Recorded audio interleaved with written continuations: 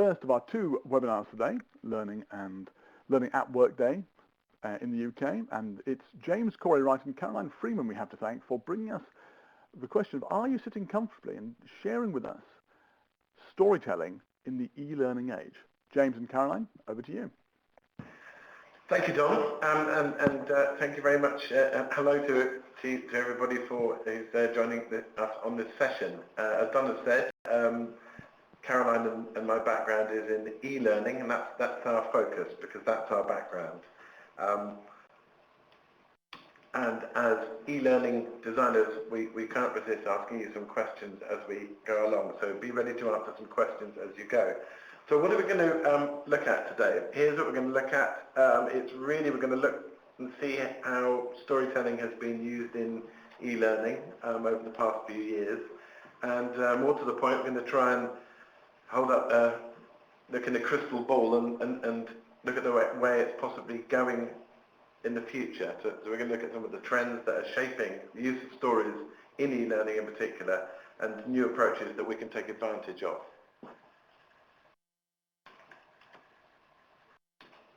Okay, so here's a question for starters. It's a question for you. What do you think is the value of storytelling in learning?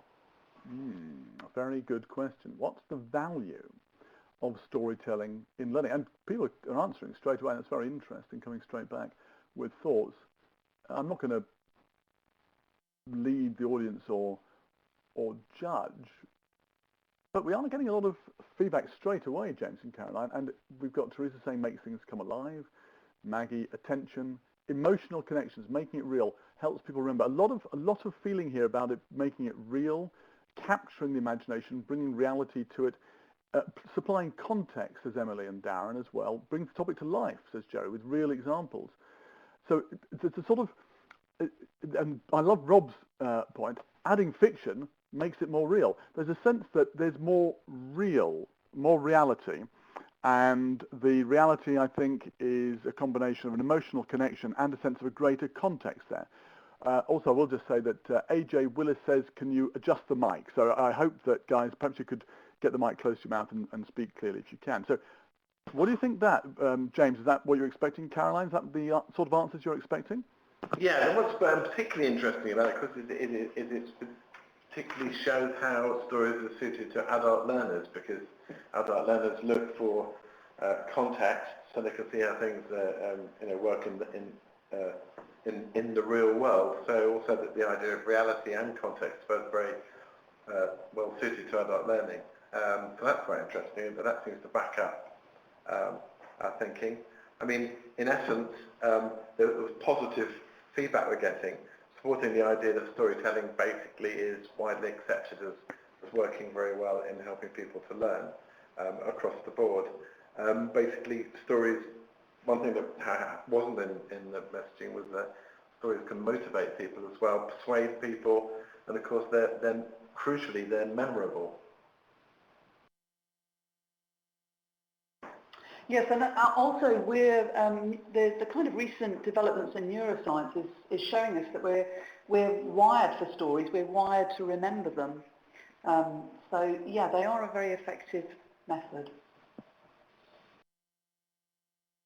So here's another question for you. What was the longest American movie, which is a story, ever made?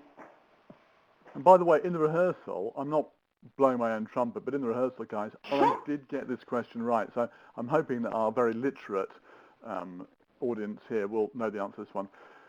Well, there seems to be a consensus here that it's Gone with the Wind.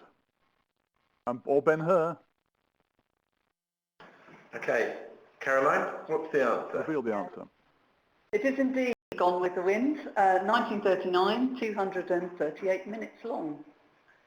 So we're starting off basically, we're looking at very long stories, and that in fact the longest film ever made that isn't a Hollywood film was made in 1987, and it's called The Cure for Insomnia. It runs for 3.5 days, 87 hours, and it consists of a man reading a poem, the same poem, over and over again. Just proving that doesn't prove that storytelling works in learning, but it certainly proves that you can tell very long stories. Right. So back from trivia quizzes into the world of e-learning. Storytelling has been used in e-learning for a long, long time, mainly in what's become known as scenario-led approach. And in a way we could call this the kind of long form of the story that's been sort of taken from TV, films and books, and that's the influence. And for example here, the entire course is structured around the idea of a single long story. This is the main menu for the course, and notice that the content has been divided up quite explicitly into episodes. There's another menu from an e-learning course where the different sections have got headings that look, to be honest, like as if they're chapters from a book, all the way from the beginning of the raid all the way through to the verdict at the end. And they're very linear. So it's quite sort of obvious that the whole thing is about a linear narrative, and that's being used for the structure for the whole course. And the stories can even be stories about budgeting, which obviously don't have so many characters in them, but stories don't have to be about people.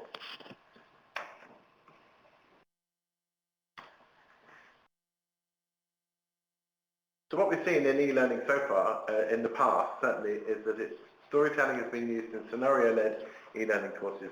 The video dramas within the courses tend to be little clips punctuated by interactive screens asking questions about the video clip that you've just seen, or asking you to make a decision, what do you think should happen next, and then the video branches. But in each case, the video drama tends to sort of be based around clips of video that last for about 3 minutes. And it is becoming clear from when we talk to a lot of people, customers and audiences, that possibly their appetite for the longer form of the story is changing over time.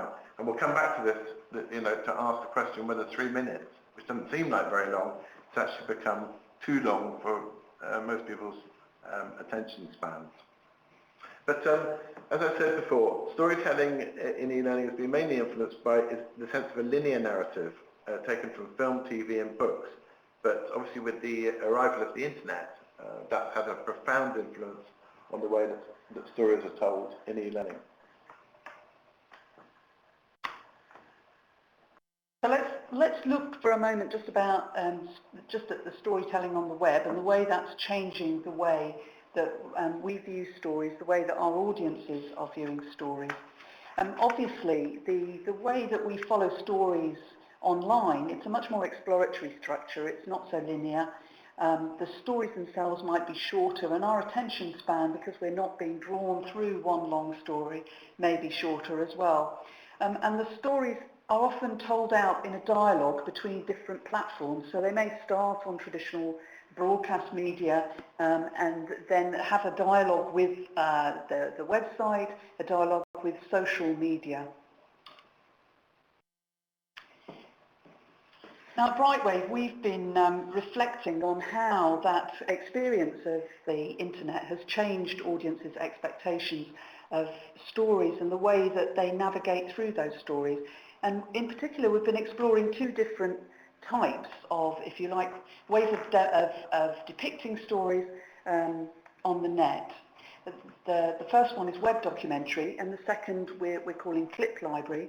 And we're going to look at both of those and examples of courses that we've made that have been influenced by this form of storytelling.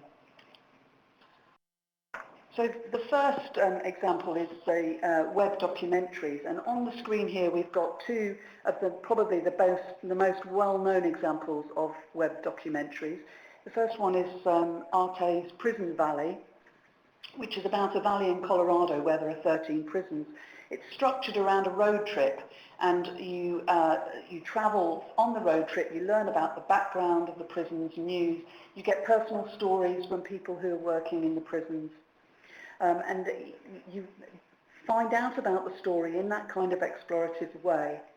The other one is Out of My Window, which is an award-winning web documentary exploring the lives of families living in high-rise buildings in 13 cities around the world. And as you can see from that screenshot, the photos are stitched together, and you can go in and explore individual rooms. There's a sort of like a 360 you go around, and very much like in an e-learning course, you can click on various things and find out more information. So in terms of our own work then, this is an example of a course that we did for the Northern Trust on diversity and inclusion. And what we've done with the course, it's very, as I say, influenced by that web documentary styling. We wanted to create an immersive experience. It has that filmic experience, but it also has moments of a kind of deconstructed narrative where you can go in and find out personal stories. So there is an overarching story arc, which is the appointment. As you can see, there's a project, and they're discussing candidates for the role of country head. This is the opening screen, and here are this is your progress indicator and the menu. Very stripped down, very simple user interface, so that you are just absorbed in the story. So I'm just going to work a little way through very quickly. Do I look in? No, not yet.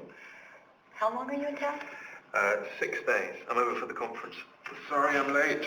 Thanks for coming, everyone. Good to be here. Right. So as you can see, you're straight into the drama, and you start to get to know the characters and watch their interactions. The individual screens, the video screens, are then followed by a moment of reflection. And then we have this sort of the dive deeper screen, which is influenced by a kind of augmented reality that styling, that you can dive deeper into the screen itself and find out about the individual characters. A kind of gloss on what might be happening.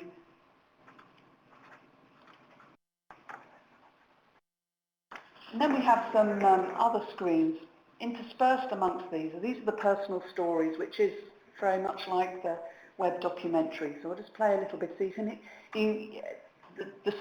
The story here, you're finding out what the characters are actually thinking about what's just happened. So, how did you feel the first selection meeting went? Talk about jobs for the boys, huh? Those Ivy League Oxford types, so they look after their own. I mean, sure, it was nice that Stephen threw Argent into the mix, but if he's kidding himself, he doesn't fool me. It's obvious who they're going to pick. The familiar face. So you learn more about the story through these screens. As you work through, different characters pop up, and you also, there's for those that want to have more of a kind of abstract theoretical understanding of what's going on, there's also this Learn More screen. And it's also told, the story's told through different kinds of conversations. So this is an example of, hope that's not going too fast, but an example of a kind of online conversation as well. So it isn't all video.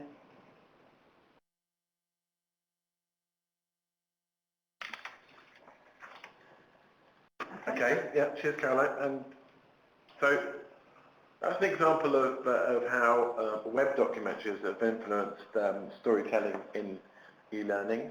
Another example of how the internet has influenced storytelling and we've brought it into e-learning is the clip library. Basically, by clip library I mean, YouTube, Vimeo, VideoJug, those kind of sites. Which influenced an approach that we would take to another diversity and inclusion course for BP. Interestingly, I mentioned early on the fact that video clips were running at 3 to 4 minutes individually. I think in the example Caroline just showed, the video clips were coming down to about sort of 2 to 3 minutes.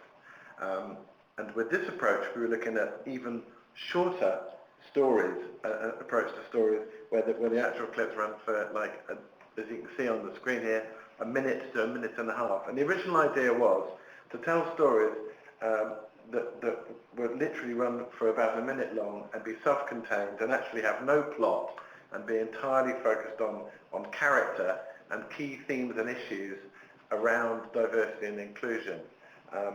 That was the original idea. In fact, when the scriptwriter, who's an extremely accomplished scriptwriter, came to it, she just couldn't help linking in one story to another, so that each little clip, in fact, does form part of a longer narrative. And to be fair, it was all the better for it. So I'm just going to run a couple of these little clips now.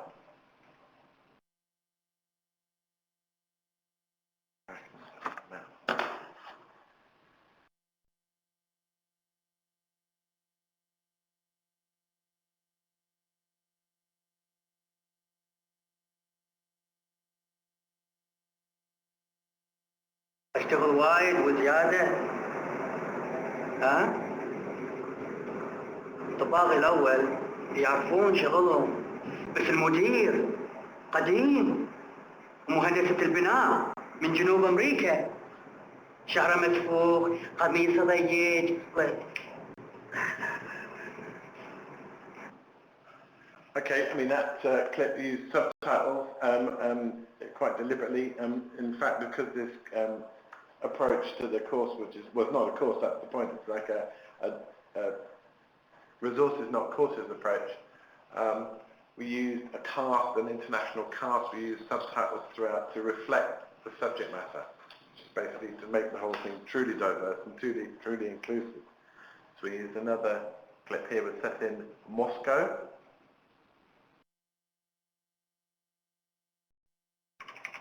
Ты посмотри, она опять рано пришла.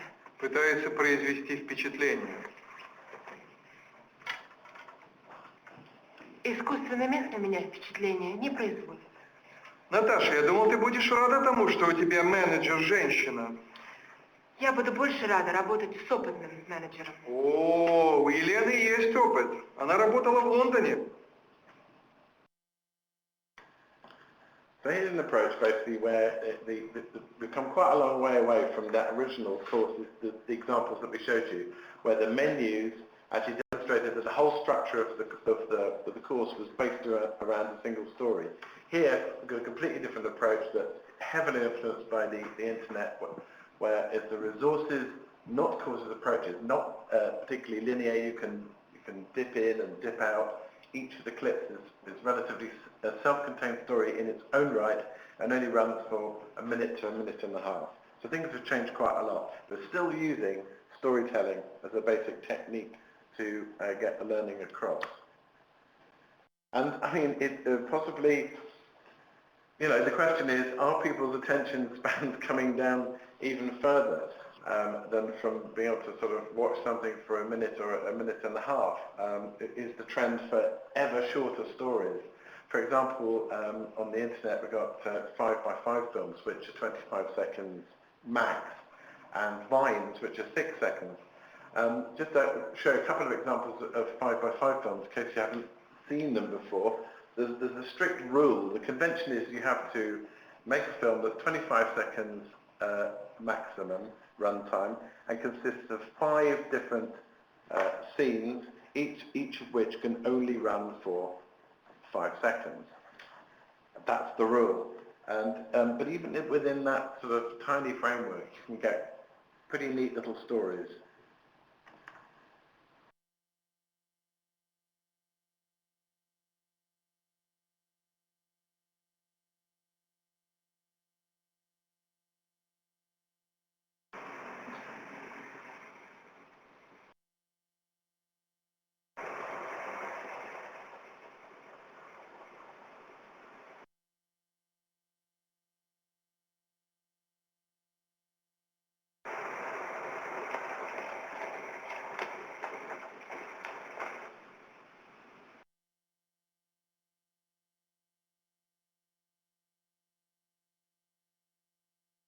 I'm going to run that. I'm going to run that one more time because it's so quick. See if you get the story for the second watching.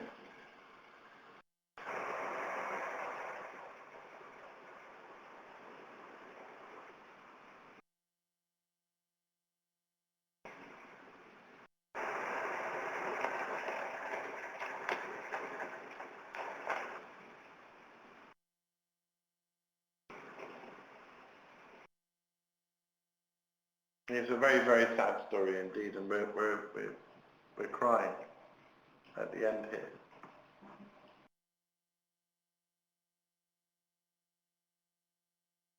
Here's another example of a 5x5 film.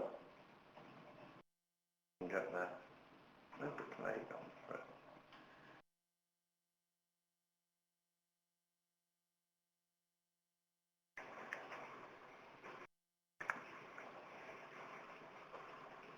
Sorry, it's not running as it should.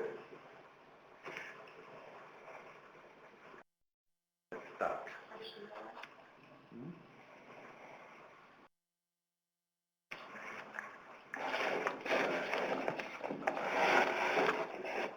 I don't want to press something untoward. Sorry about that. That didn't work very well. I think we'll skip. We'll skip. You got the idea about the 5x5 film. So, stories being told 25 that run for 25 seconds, and I was just told today by Charles here at Brightwave that we've now got. He's just heard about stories that are being told in 1 second flat. There's a man apparently who's filming 1 second of film every single day of his life for the rest of his life, and he's going to stitch them together to make a single story, the story of his life, I presume. But there you go. James, before we move on from this fascinating idea of how much you can tell in how short a time, a lot of people are saying they don't understand the horse story, so I don't think we can leave that hanging in people's minds for the rest of the presentation. Can you help us clear it up? What happened in the horse's story? What happened in the horse story is a story of either of rejection or just being on the outside. Those two horses are obviously very happy together. Perhaps the boy and the girl horse are happy canoodling. The white horse is very much stuck on the outside and it's the story of being a loner. Ah. That wasn't what I understood at all. As it happens. Let's not make this a webinar about the deconstruction of a 25-second film, but perhaps that's a lesson for us that you can have an emotional impact without necessarily having the impact you wanted. But anyway, guys, please carry on with the presentation. Audience, I hope that we're all clear now with what the story was about. Go ahead, James. And I'll be very interested to see whether any other interpretations of that story. Yeah, and particularly whether they actually agree with mine, because obviously I'm now quite worried. Okay, so we talked about sort of maybe the appetite for stories coming right down to a very short attention span. Possibly, even that short form of story is too long. Just recently, I was about to show a client something on a smartphone to show them an example of some work we've done. And I handed my smartphone over to the client, and the client didn't even pause to look at what was up and running. They started jabbing at the phone with their finger, trying to get it to do something. So maybe when it comes to storytelling nowadays, it's not enough to just tell a story. You have to make it interactive so that you can do something at the same time as taking it in. So we've got an example of exactly that, of an interactive video where basically you get involved with the story and you influence what happens next. Oh, let's go.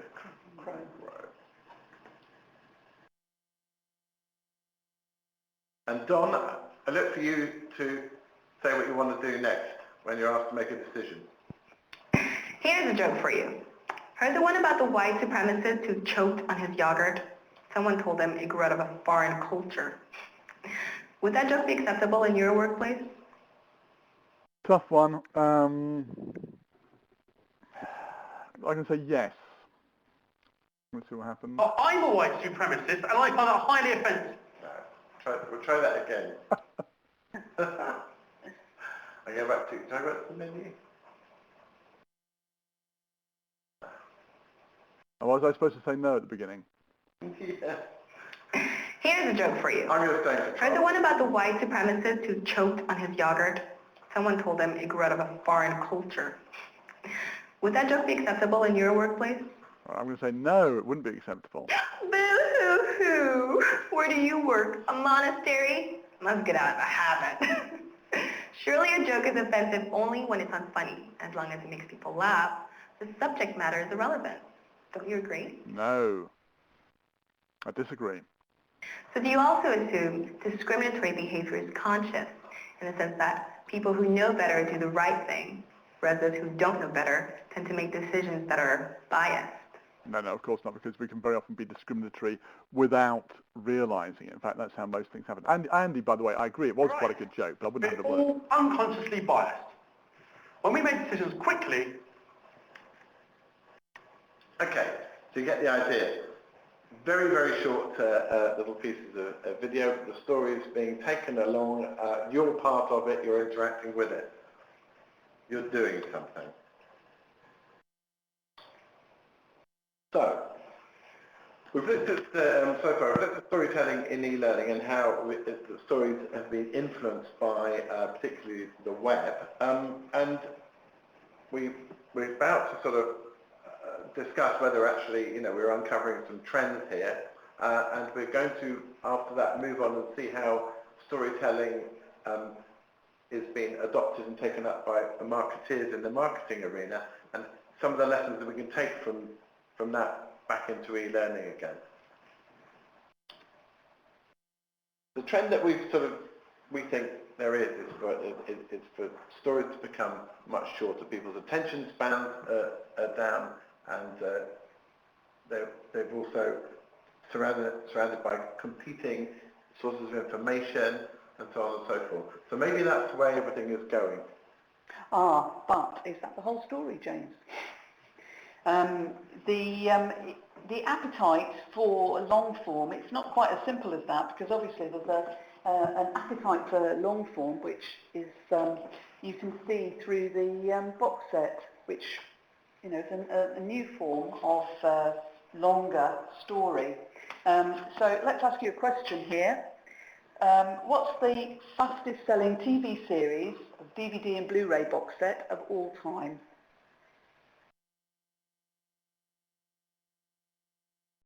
So it's coming up: Breaking Bad, Game of Thrones, 24. Usual suspects, yeah. I think everyone here is much more hip to the culture than I was when I suggested the answer to this during the You were better with the Gone with the Wind, weren't you? Yeah, that's more my era, Gone with the Wind. Watch with Mother. All right, come on, put us out of our misery. What's the answer? Okay, the answer is Game of Thrones. Season 3, it smashed DVD and Blu-ray records in the UK, becoming the fastest selling TV series box set of the last decade. It sold almost 190,000 units in just 1 week, which is quite a lot. So it's not just box sets as in the actual material objects, but also streaming. If you look at Netflix, a large number of people are binge watching TV. Now obviously these shows are designed to have cliffhangers, so that there is a desire to complete the story and watch the next episode, but a lot of people, and put my hand up to this as well, will sit and watch till the early hours of the morning. What else is going on there? And in research that people have done around binge watching, it's also find that there are a lot of watchers are talking about the enjoyment of sitting in a longer narrative, and it seems to suggest that we crave those longer narratives as a kind of escape from the fast-paced, hectic digital life that we're leading most of the time. So we want to be absorbed by a larger fictional world. So perhaps we're back to kind of Charles Dickens again, really, because in the sense that he wrote his books were basically loads of episodes, but each chapter ended on a cliffhanger because of the episode that was published in the magazine, and then they were all brought together to create one massive book. So maybe we're looking at the new Dickens. Okay, so we've seen that there's a kind of slight tension between, or maybe not a tension, maybe a coming together of the short form story and the longer form story. As you can see, we couldn't find any pictures of the hares, but we did find a good picture of a tortoise. So people have got an appetite for hare and, I suppose, controversially, an appetite for tortoise. But they probably, well, I think what we're suggesting is that perhaps they're not mutually exclusive, that short form and the long form of the story are inextricably interlinked, as we'll see. Okay, so now we're trying to draw a line under what we've just been talking about in terms of e-learning and hop across to the area of marketing and brands. Storytelling has been taken up by marketeers and sales people big time as a way of getting people to buy into their different brands and then to take action as a result. Storytelling is being used in selling. The key word here is actionable, i.e. to get people to do something. And there's a strong link here really between actionable, changing behaviour and learning. And perhaps in e-learning it's now time to sort of learn the lessons from marketing and the way in which they use stories.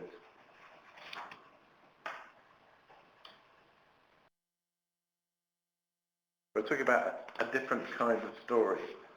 We're talking about stories where the brand itself is the big story, the long form, the overarching story, and that the big story is told using lots and lots of little stories, and they are told as a campaign.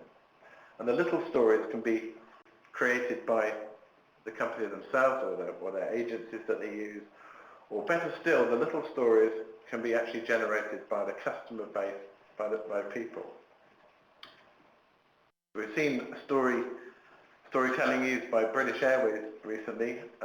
2011, their campaign To Fly to Serve tapped into the story of BA's pioneering history and helped to completely sort of reposition the airline, which has had some quite a bad time for a while. We've seen storytelling used really effectively by Dove in their Real Beauty campaign, where loads and loads of videos were actually created by their customers and posted up onto the internet. It was fantastic results. In 2 months, they achieved 150 million viewings on YouTube of Real Beauty videos made by their customers. Their customers are doing it for themselves. And I suppose the ultimate story as marketing, if you like, is the latest Lego movie, which is described by Marketing Magazine as a huge achievement in the sense that a company that sells small plastic bricks is about to convince millions of people to see one giant ad. So nowhere have we seen the power of brand storytelling more than the Lego movie. There's another kind of story again, which is the use of storytelling in politics, political campaigns. Yeah, and Obama's first election campaign was a classic in that the candidate was the big story, but that they also positioned the audience as the heroes of that story. So, yes, we can was the message of the campaign. And just recently, interestingly, after this his first term, he admitted that he felt that one of the weaknesses of his first term was that once he was in office, he neglected to inspire, to tell the story of where the country was going.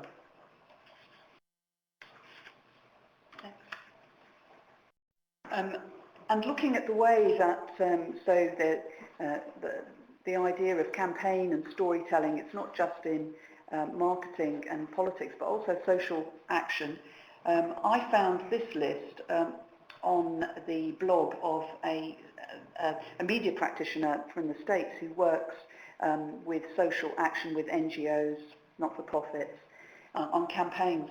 And this list here I thought was really interesting because it reminded me very much of the kind of questions that we ask ourselves and our clients about when we're designing learning. So what is your goal, what's your story, these kind of things. And how will you measure impact, and also how will you continue the story? So what happens afterwards? What are the call to action that comes out? Because in both in the marketing, in the politics, and in social activism, what you're trying to do is tell a story to get somebody to do something, whether that's buy your product, or vote for you, or change your behaviour in some way. And so these are kind of lessons that I think are really useful for us in terms of learning.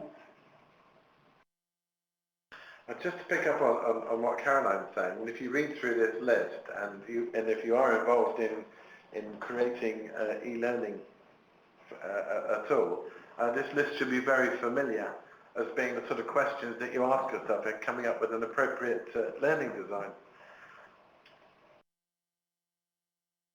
So we've sort of seen examples of basically where the brand is the big story, and the big story is told using a campaign over time.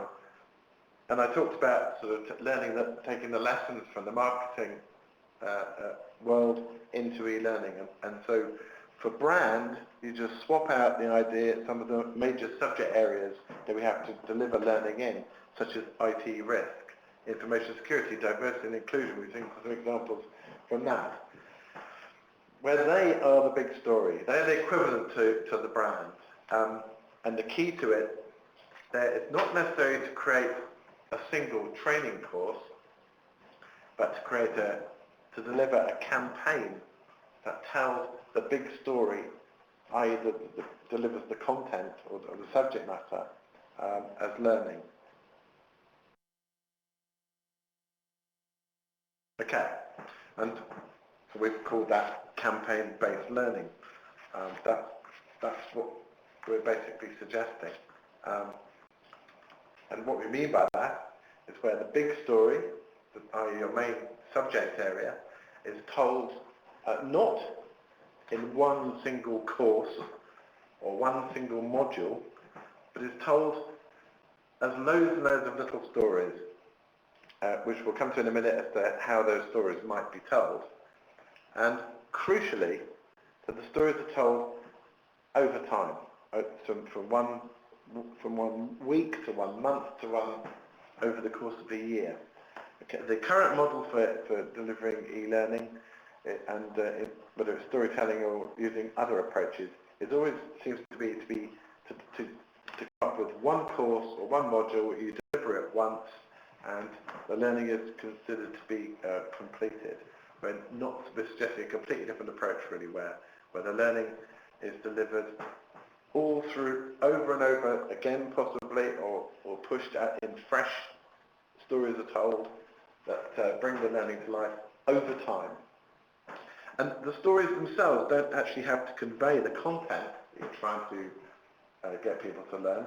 They could just be inspirational and motivating, and sort of persuade people to go and find the content somewhere else. In other words, the stories can motivate you to take action, whether that's to consume the learning content that you need, or possibly even to adopt the behaviours. So, for example, with information security as a subject area, it's one thing to know what you're supposed to do to make sure information is secure, but it's quite another to actually remember to do it every single day, day in, day out, over the course of a year. So the campaign can not only introduce content, but it can also reinforce behaviours. So I said that we would touch on how those stories might be told. Yeah, so I've noticed in the comments people talking about user-generated stories, and you know, we really would recommend wherever possible using user-generated stories, because if you're having a real dialogue with your learners, you need to include, you know, a conversation with them, and unfortunately it's quite often within a corporate environment that there's often a reluctance to allow that dialogue to happen, and there are certain obstacles you'll have to remove. But you know, user-generated means that you can even in terms of the video. Another comment's been, you know, that obviously video might be outside your budget. Well, it's not if it's user-generated, and if it's user-generated and it's genuine, like the Dove campaign, where you're creating enough interest for the learners to contribute to the campaign, then it doesn't really matter in terms of the production values, because it's about authentic stories. The other, we've noted down other things. You can use blogs, face-to-face, all these things can be used in terms of your campaign. Importantly, that the campaign has to be thought of, as James said, over time, and the campaign has a story in itself. It has a beginning, and it has a kind of call to action. It has a resolution. Think about what happens at the end of the campaign, and don't forget the kind of low-tech solutions as well. Posters, either e-posters. You know, if you can use backgrounds on people's screensavers, or even print. Like James has got a really nice example here. Yeah, here's some examples of posters that are used by a local football team. They're not a big-time football team, they're just a local semi-professional team. And these posters have become quite popular in their own right. You can see that the match details are down in the bottom right on this poster. The team is from Essex. The joke is David Essex. Recognise the influences on the posters. The team's famous. Lewis FC is famous for its bonfire societies. You can also do, as part of your stories, we can run little, we talked about mini stories within the bigger story, but here's an example. Is the story in question here is the making of Irish whiskey. On the face of it, whiskey making is very straightforward. For ingredients, we just need grain, and water, and yeast. We mash the grain and water together to make a sugary liquid, to which we add the yeast, and fermentation happens to give us a type of beer. This is a sour beer. So that little piece of video exists currently within a course, but if you, in a campaign-based learning approach, that could be sent out in 1 week, and then something else could be sent out the next via email or whatever. So it's a completely different approach to e-learning design and the use of stories within it. And that brings us pretty much to the end of our session. Hopefully we've sort of raised more questions than we have given answers, particularly around the interesting area where the future lies in campaign-based learning and the use of storytelling within that. We welcome any questions for the rest of what time we have left, and hope that you've got something out of today's session. Thank you, Caroline. Fantastic. Thank you very much, guys. Very interesting. Michelle asked, is a recording available? Yes, we are recording this at present. Recording, the web chat, and the slides themselves will be available in PDF format from Monday on the Learning and Skills Group website, and that is, of course, www.learningandskillsgroup.com. learningandskillsgroup.com. There we go. So go to that to get more information. Now, a bunch of questions came up there, and also observations and areas for discussion. I'm by the way, noticing as I talk, we've got a tremendous number of thank yous coming past, as we would expect on the text chat area, because that was a great session. I always like it working with the Brightwave guys, because they've always got good stuff to show. It's just fantastic. All right. Where do we start? We're going to start with technology. No, we're going to start with, technology. Is it just video only? A lot of emphasis on video here, but does it just have to be video? Kavita Menon says storytelling doesn't have to just be video clips. You can tell through written text, and as you point out there, graphics are other ways of doing it as well. So do you want to have any quick, and there's quite a lot to get through, so any quick views of other forms, other media as well as video? Because a big emphasis on video today. Well, just very quickly, we use video examples today, but mainly because they're more entertaining. But of course, we use loads and loads of different methods, as that last slide indicated, other than video to tell stories. It's the story that's important, not necessarily how it's told. Okay, and talking about story, by the way, Teresa Williams says, thank you, I'll be able to use what I've learned in just over a week, which is super. The aim of these sessions is always to be useful, so that's really wonderful. If we're talking about a story, we had a number of observations, without getting too metaphysical or metatextual, about stories themselves. And, gosh, sorry, I've lost it here, but somebody, Steph said, surely a story needs a plot to be a story. If you have a bunch of stuff that's just all bits and bobs scattered together, is that a story? Now, let's not get bogged down in semantics, but is it a story if it's just a bunch of things that we're throwing at people? Well, I think one of the comments was that somebody, and I'm sorry that it was right early on, was that somebody said if they put a selection of random images up, people will assume they're linked to the lesson, and that's true. And as I said at the beginning, we're actually wired to try and make those connections and find patterns. Yeah. So I'd say a story, it doesn't necessarily have a beginning, middle, and end, because sometimes obviously you can draw. You don't have an end. The end is a sort of middle, if you like, and you might use that for effect. But it certainly has.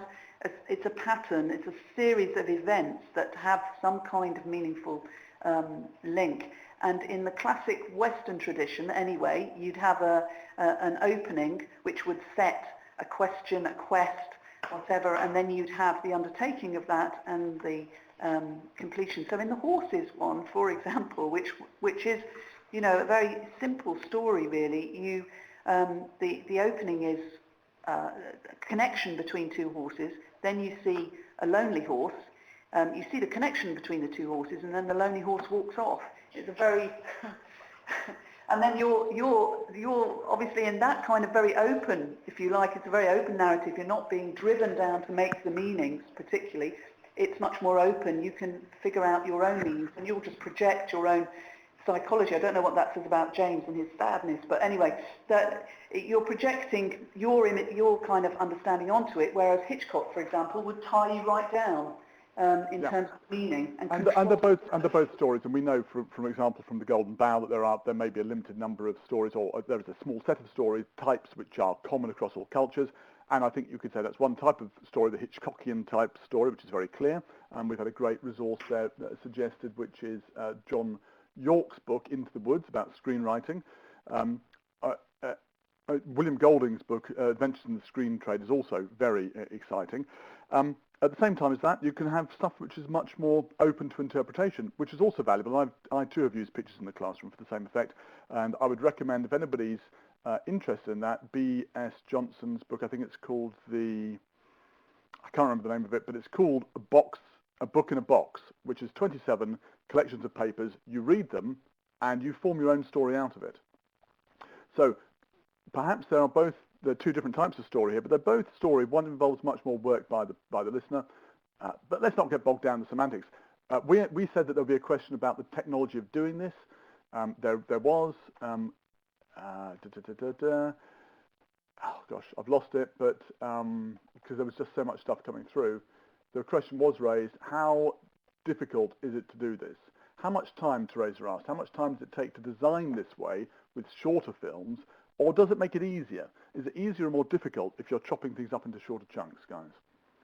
I don't think it necessarily makes it easier, to be honest. No, in terms of the creation on the creative side, it doesn't necessarily make it easier. And you know, the shorter, the more concise your message needs to be, then it takes more work, really, as we all know, when you're trying to convey something concisely.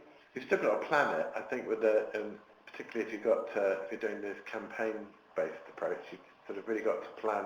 You've still got to think about what it is that you're trying to get across, and you've got to plan how it's going to unfold over the course of maybe a month or a year.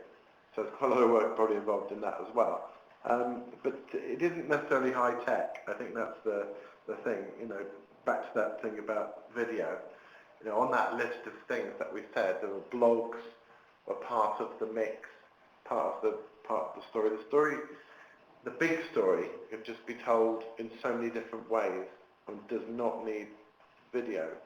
And that actually backs that thing about what's the story and does it have the plot. I don't know. That sort of seems to be there's a changing definition of story. Right. Okay. I think let's not go, as I say, too bogged down the semantic story business. Although I do think it's important. I'd like to give a last shout out to I think it was Steph, saying she still believes that a story needs a beginning, a middle, and end. And certainly when I was telling stories to my children at bedtime, sadly they're too old for it now. I would always make sure I'd ask them to give me 3 things, and I'd make up a story about it. And it always had a beginning, a middle, and an end, because it's what we expect when you've got a story. Just moving quickly on your point about brevity, absolutely right. Andy pointed out that if we make that very often in meetings and other places, people fill up the amount of time available, whereas in fact they could usually cover what they take 30 minutes to say in 5.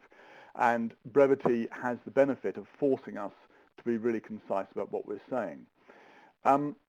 Felicity, though, had an interesting point. Are we in danger if we compress everything into these short snippets of treating adult learners like children? And Teresa reminisced about the slow approach in Norway and Sweden, where you can go to the knitting channel or the water channel and you just see a picture of a fjord on your screen for 2 hours.